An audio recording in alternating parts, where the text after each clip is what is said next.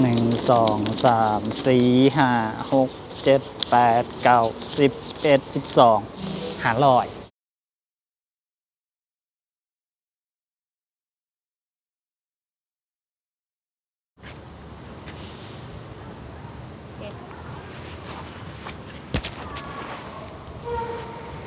สบายดีและสวัสดีบรรดาพ่อแม่พี่น้องมดสุขสุขคนอีกตื่มเซนเก่าเซนเคยเนาะตอนนี้เฮาอยู่ที่ทางฝั่งประเทศไทยนะพี่น้องเนาะด่านสากล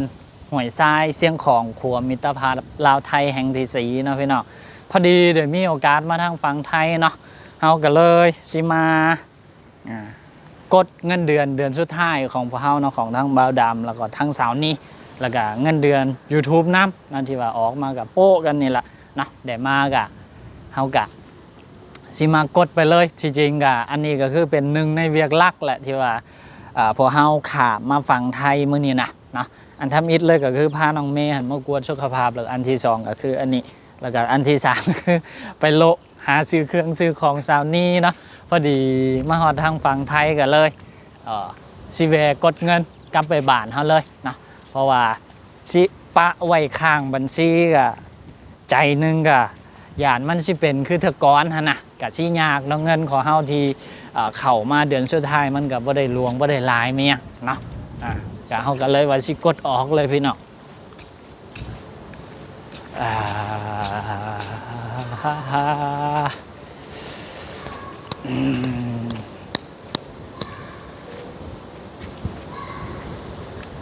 บ่ฮู้คือกันนะพี่น้องว่าสิกดได้หรือกดบ่ได้ของเฮานี่เป็นธนาคาร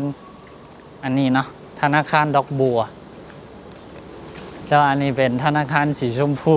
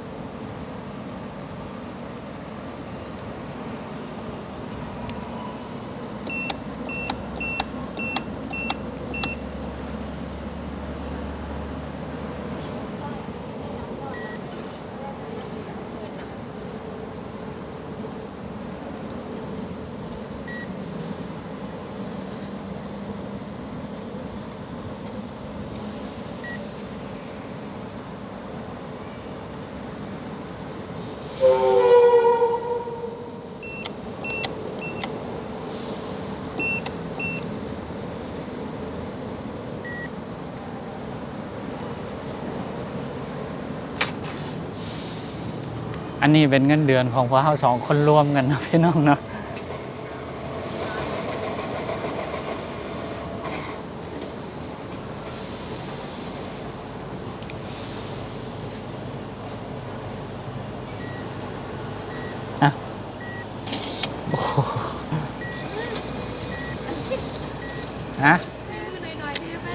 อ้าว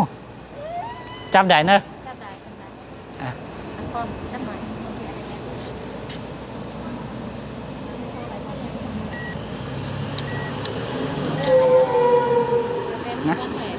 ป้าไว้เนาะแล้วก็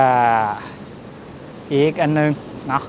บัดนี้ก็สิเป็นเงินเล็กเงินน้อยของเฮาเนาะสะสมมาหลายเดือนพี่น้อง2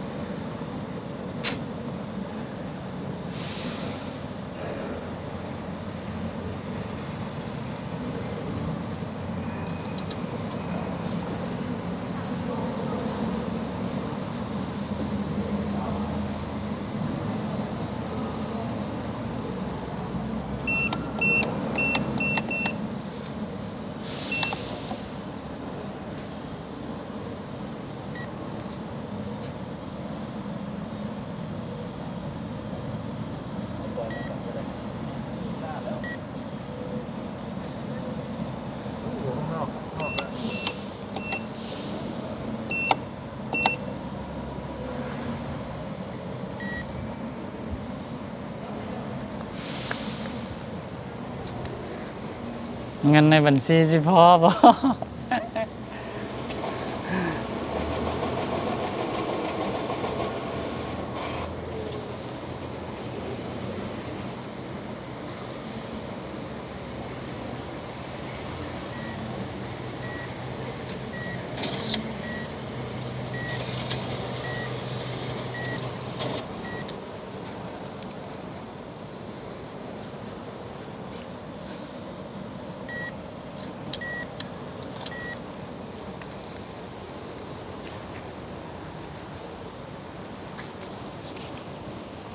ก็โอเค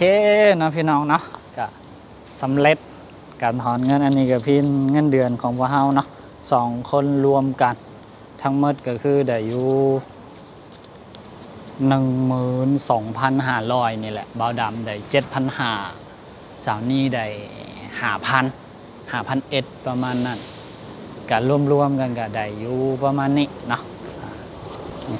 1 2 3 4 5 6 7 8 9 10 11 12 500นะคือ2 คนรวมกันแล้วพี่น้องอันนี้เนาะซึ่งอันนี้ก็แบบมันพอเฮาเฮ็ดเวียกบ่เต็มเดือนพอเฮาเฮ็ดเวียกแบบประมาณจากวันที่16หาวันที่28นะพี่น้องนะก็ได้อยู่ประมาณนี้2 คนรวมกันเนาะก็อีกจักหน่อยเพราะเฮาก็สิเดินทางกลับบ้านเฮาแล้วเนาะตอนนี้ก็อยู่ที่ด่านเป็นเทียบห้อยแล้วพี่น้องเอ้ยนะลูกสาวก็เบิ่งมาไอ้เย่อยู่จักหน่อยพวกเฮาก็สิเดินทางกลับแล้วอันนี้ก็คือเป็นน้ำพักน้ำแห้งของพวกเฮาเนาะเดือนสุดท้ายของการเฮ็ดเวียกเฮ็ดงานอยู่ทางฝั่งประเทศไทยพี่น้องก็ได้อยู่ซ้ำนี้เนาะ2 คนก็พอกลับไปบ้านเฮาก็พอมีแห้งอยู่เนาะพี่น้องเนาะต่อไปนี่ก็โอ้ยุ่งยากละความจริงเงินเดือนของพวกเฮาอันนี้เนาะมันออกตั้งแต่วันที่25แต่ว่าพอเฮาบ่มีโอกาสได้มาจนกระทั่งมาฮอดมื้อนี้วันที่6เนาะที่6ตุลาก็ถึงได้มานะสิว่าเป็นเงินเดือนกับบ่แม่นเนาะอันนี้เป็นเงินครึ่งเดือนของพวกเฮาเนาะพี่น้องเนาะ2 คนรวมกันก็ได้ซ้ำนี้เนาะพี่น้องคิดว่าหลายหรือว่าน้อยก็คอมเมนต์บอกกันได้เนาะบ่าวดำได้อยู่ 7,500 สาวนี่ได้ 5,000 เนาะ 5,000 ถ้วน 5,100 ประมาณนั้นแหละเนาะก็บ่าวดำนี่เฮ็ดเวียกเก่งเนาะเพิ่นก็เลยให้หลายหน่อยนั้น คือมันเป็นแบบเป็นเพราะแผนกที่อยู่นะพี่น้องนะได้หลายได้หน่อยนะบ่าวดำพอดีโชคดีไปอยู่ทึกบอลนะโดยความที่ว่าเป็นคนที่ว่าหน้าตาค่อนข้างล้อเราเอาการนั่นนึงเขาเจ้าก็เลยเอาไปยูทึกบอลก็ได้หับค่าตอบแทนที่มันสูงกว่าทั้งสาวนี้นะพี่น้องนะสาวนี้นี่ยิ้มย่อมหับเลยพี่น้องเอ้ย ลูกสาวก็รับนะก็ประมาณนี้พี่น้องสำหรับ EP นี้ก็พวกเราเนาะ2-3พ่อแม่ลูกก็ต้องขอตัวลาไปเราไปพบกันไหมใน EP ต่อไปสำหรับคลิปนี้ขอกล่าวคำว่า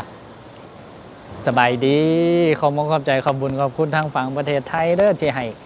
การให้งานให้เงินเดือนดีๆเนาะตลอดช่วงระยะเวลาที่ผ่านมาเนาะตั้งแต่มื้อนี้เป็นต้นไปก็คือไปสู่อายุบ้านเฮาเนาะพี่น้องเนาะเป็นอะไรก็คอยอัปเดตคอยทยอยเล่าเรื่องเล่าต่างๆสู่ฟังสำหรับ EP นี้บ๊ายบายสบายดี